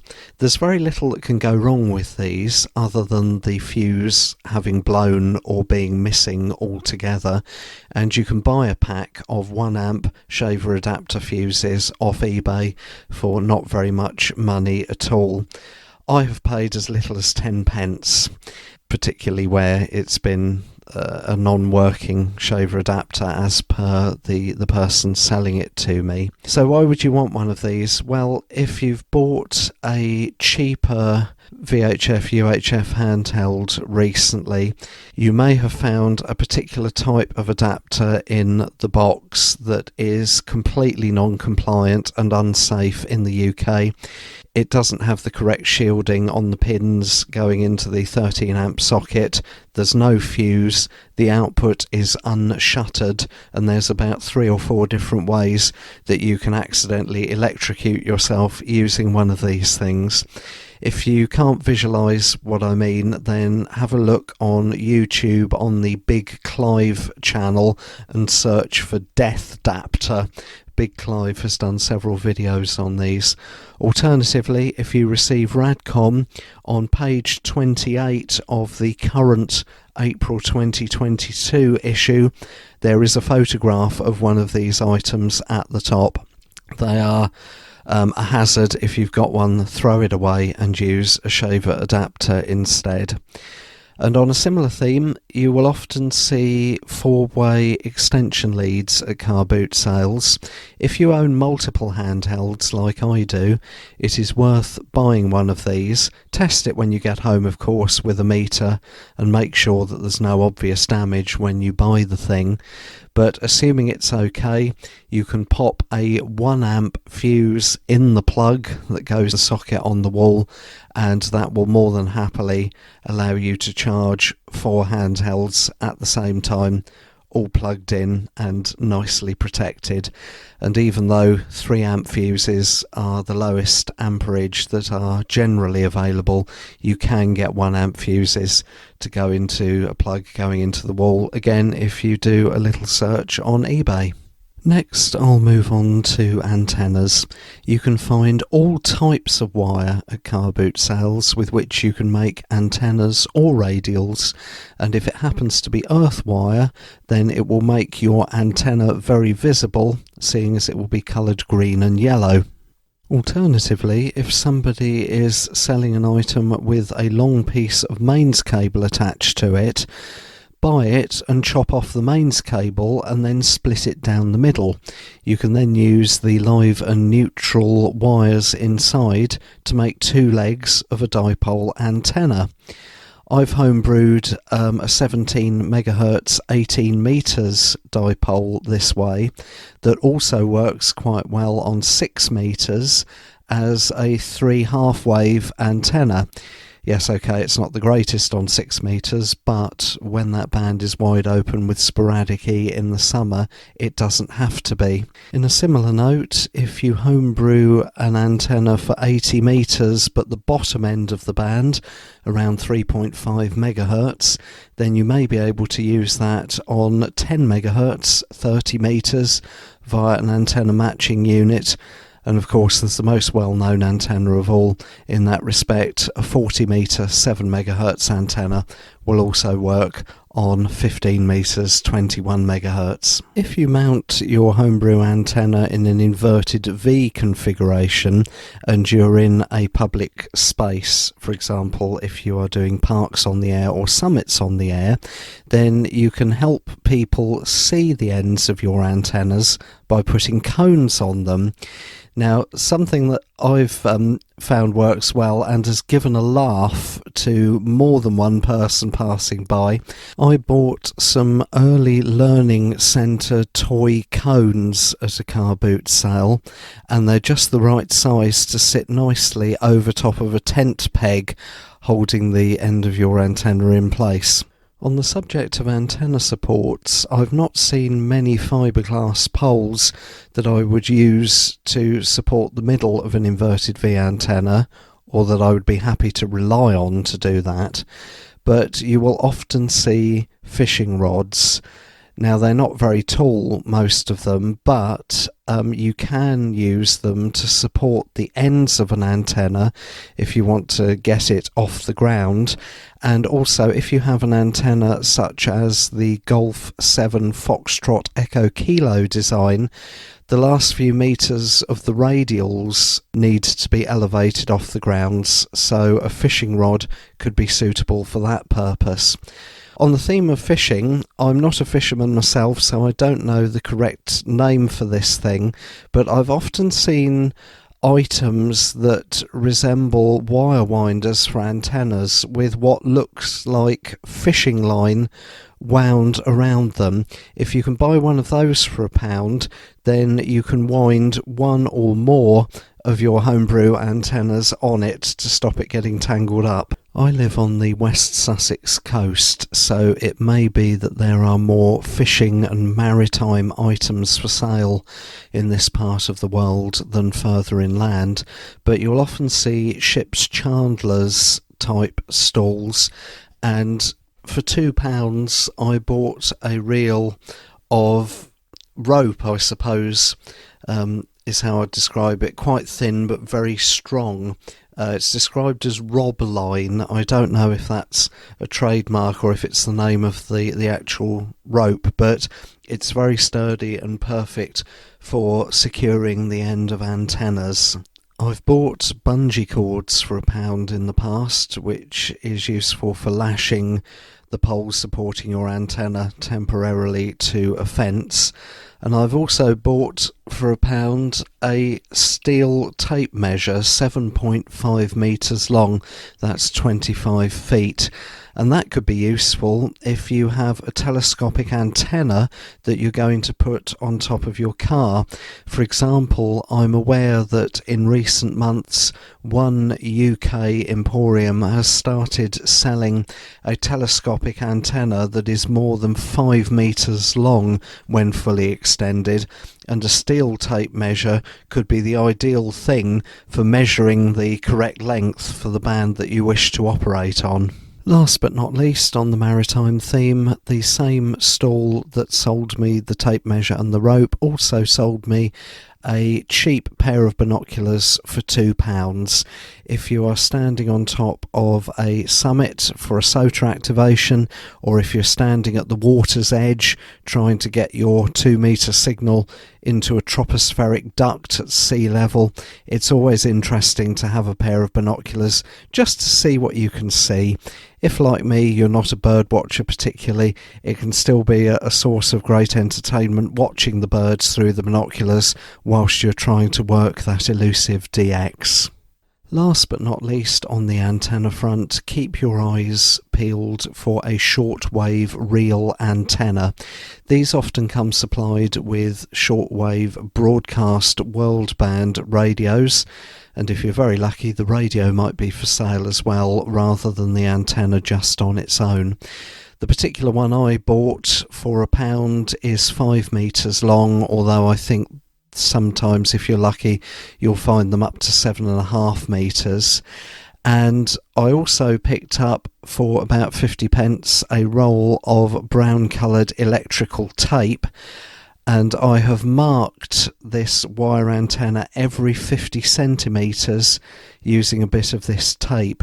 So if I walk down to the local beach with my FT817 running 5 watts and I'm using some kind of telescopic or vertical antenna that needs a radial, I can just connect the wire on the end of this shortwave reel antenna to the 817 and then roll out the exact amount that I need for it to be a quarter wave radial. Finally, I will move on to odds and ends, and I will start off with radio-controlled clocks, or atomic clocks, as I believe some people called them in the early 1990s. We had one at the hospital radio station where I used to volunteer, and in the early 90s I think we paid, it was either £75 or £100 for it. Either way, a lot of money, and even more so than the same amount today. These days you can pick these up at a boot sale for a couple of pounds. I've got 3 of them altogether, all of them coming from car boot sales, and they can be very useful. However, bear in mind that they will always show the local time, assuming that they are receiving the MSF 60 time signal from Anthorn here in the UK. I've not been able to find a way to make the clock pay attention to the exact time on the seconds front, but not on the hours front. So during the summer, they will be showing British summertime rather than Greenwich Mean Time.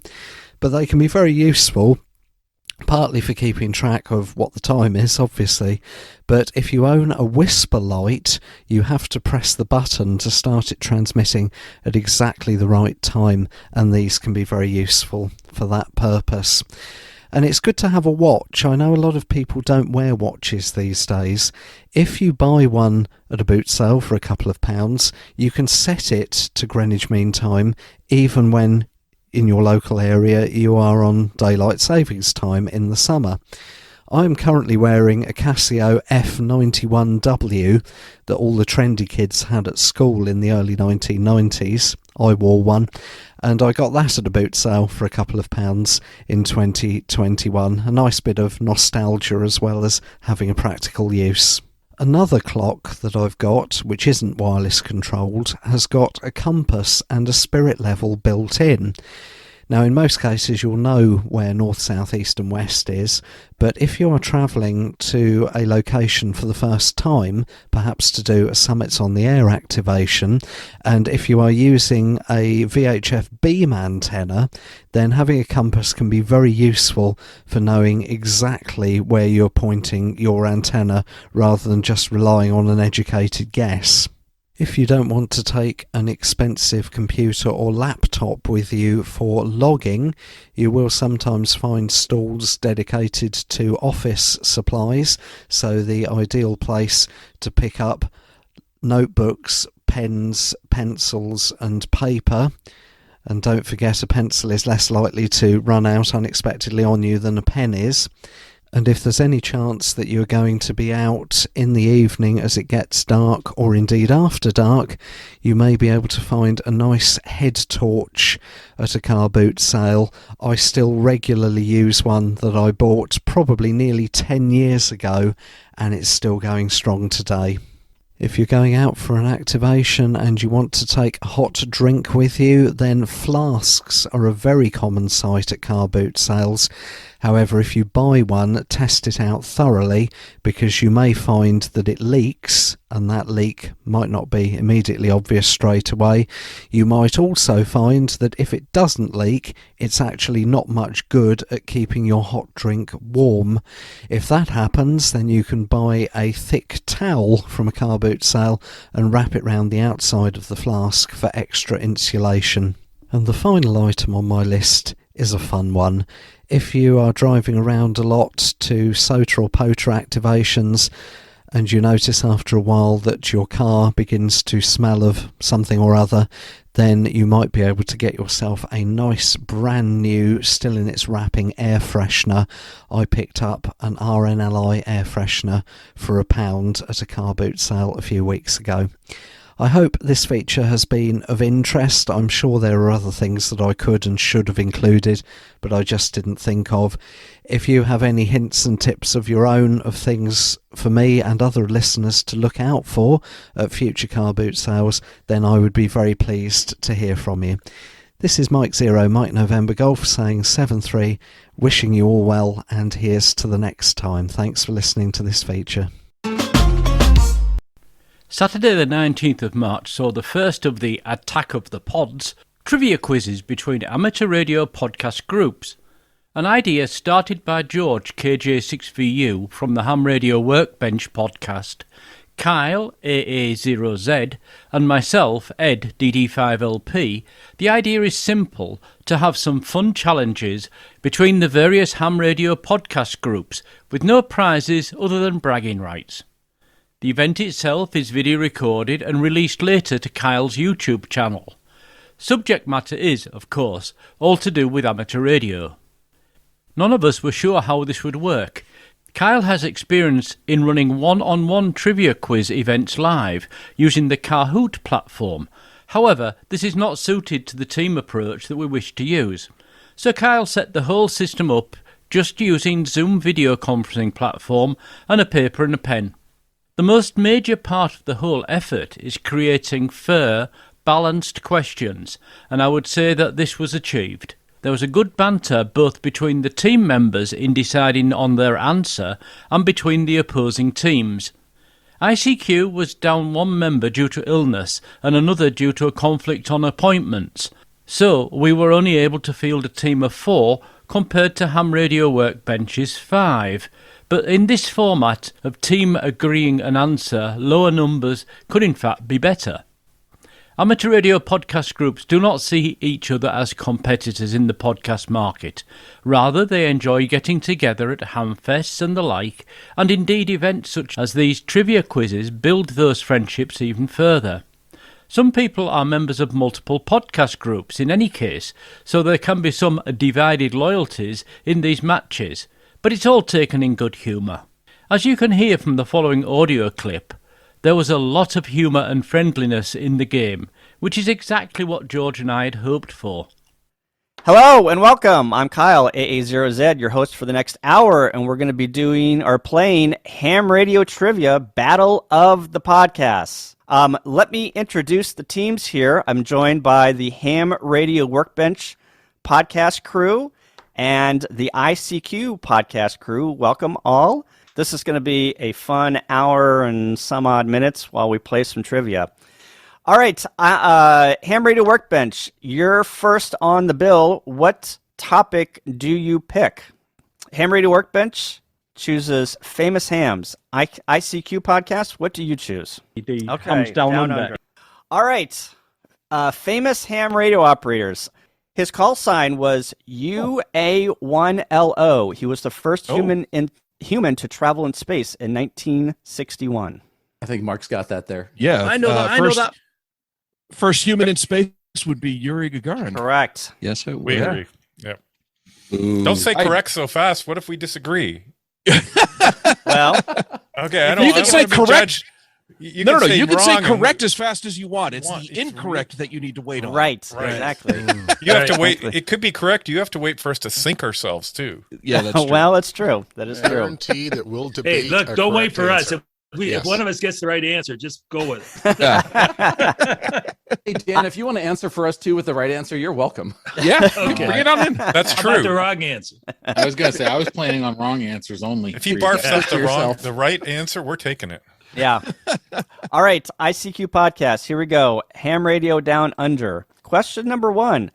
Plus or minus 5,000 people. How many people hold amateur radio call signs in VK land? 25,000 close? Best suggestion I can come up with is not enough. Yeah. Clock is a ticking here. How many people hold amateur radio call signs in VK land? 18,500. Is that your final answer? It's as good as any other wrong answer. You're 18,500 within 5K? I doubt it. That is correct. Let me know. That is really? correct. Oh, nicely done. Wow. 15,000. 15,000. Very good. Wow. My hats off to you. Yeah, well done. WIA, we got to figure out what they're doing. Dude, don't ask me in Canada. I would have failed that one. That's all I'll be playing in this small feature. You'll need to go and watch the complete hilarious event on YouTube later. Some questions stumped complete teams, but as always, a question on a subject you know is normally an easy one. So by choosing between subjects from the pool, it's possible to leave the opposing team with a subject that they are not really conversant with. So as not to push this advantage too far, a no answer or wrong answer question is not passed to the other side, simply that point is lost. Another interesting facet of the game, with multiple answers coming from team members, is that the leader has to choose one over the other, and on 3 occasions in the ICQ team, the wrong one was chosen. Lesson learnt by me. Don't override the team member who is an author of US examination manuals on a question about which license class comes first. Oops! In return, 2 of my correct answers were overruled. So what comes around goes around, and all forms part of the fun. At the end of the 1-hour quiz, which took 90 minutes, no surprise with these 2 groups of hams, the score was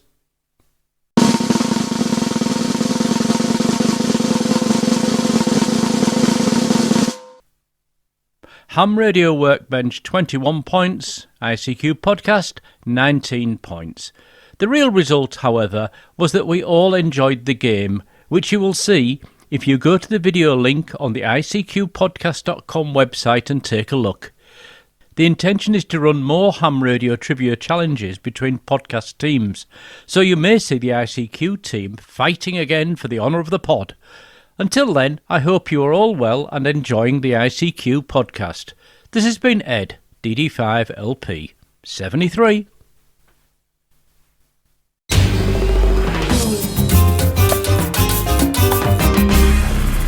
The ICQ Amateur Ham Radio Podcast, serving the amateur ham radio community fortnightly since 2008.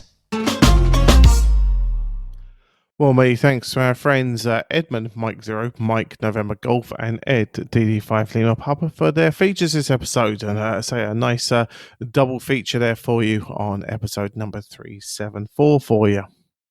Well, you heard him earlier on the show, and welcome back to the podcast after your bout of illness. Great to have you back, Dad. And I know you got many messages of, I say, get well soon and warm regards, etc., from our many listeners. I say far too many to mention, but one of the ones we did want to just pick out was one from Don, Whiskey Bravo 3 Charlie Echo Hotel, because it goes off into a bit of a techie. So basically, obviously wished you well when you're recovering from your bout of the coof.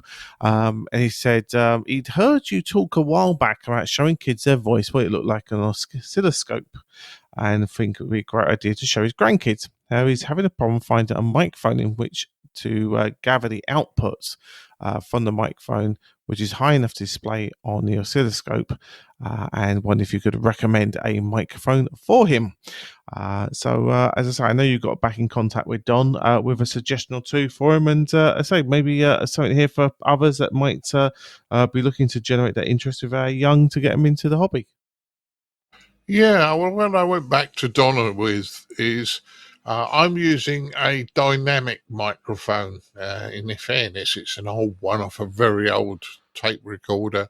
It could be off a very, very early rig. You could use a mic, but it has to be a dynamic microphone with a moving coil, because there are only 2 connections onto the oscilloscope. Most modern mics, condenser mics and electric mics, require power and 3K leads to them. So I think that's what Don's problem was, and he's now gone off to have a look at other things, which is quite useful.